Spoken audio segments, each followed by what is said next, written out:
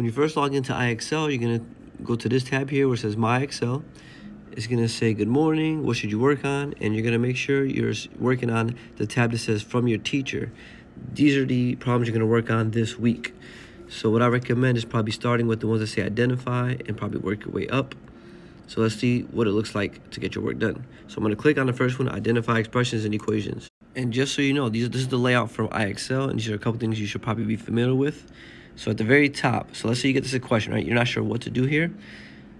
Learn with an example. So if you go there and click on it, it'll give you information that you need to solve this problem. And once you think you got enough information, you're going to go back to practice. So click again up here, back to practice, and it'll take you back to the problem where you could try to answer the question. If that example doesn't help, you could go here and click on watch a video. Then you'll see a video is going to pop up, and it's going to give you a lesson on expressions versus equations. And then once you're done watching the video, you could, if you think you have enough information, you close it down, you go back to the problem, try to answer the question. Let's just put down here, it was an equation. So I hit submit, and you'll see if it's incorrect, it'll tell you incorrect, and it'll give you an explanation as to what you should have gotten for the correct answer. Then here at the bottom, I click got it, and then I try another example.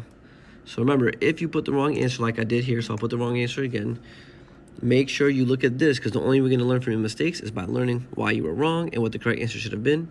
You click got it and then try again.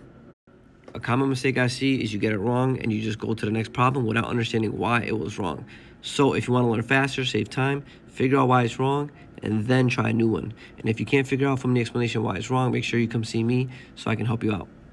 Then the other thing I wanted to point out is at the bottom, it says that if you're not feeling ready for this skill yet, it says you can work on these other things too. So if you click on these are other things that might help you with that specific skill. So again, if I want to go back to where my recommendations, I'm going to go to where it says My IXL. And then again, you're going to work on these skills here. And if you do finish these skills that are recommended, this is what you're going to get graded on for this week's quiz.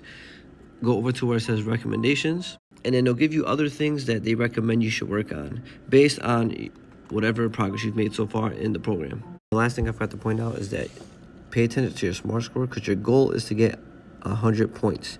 And notice that as you get closer to 100, the questions will get harder.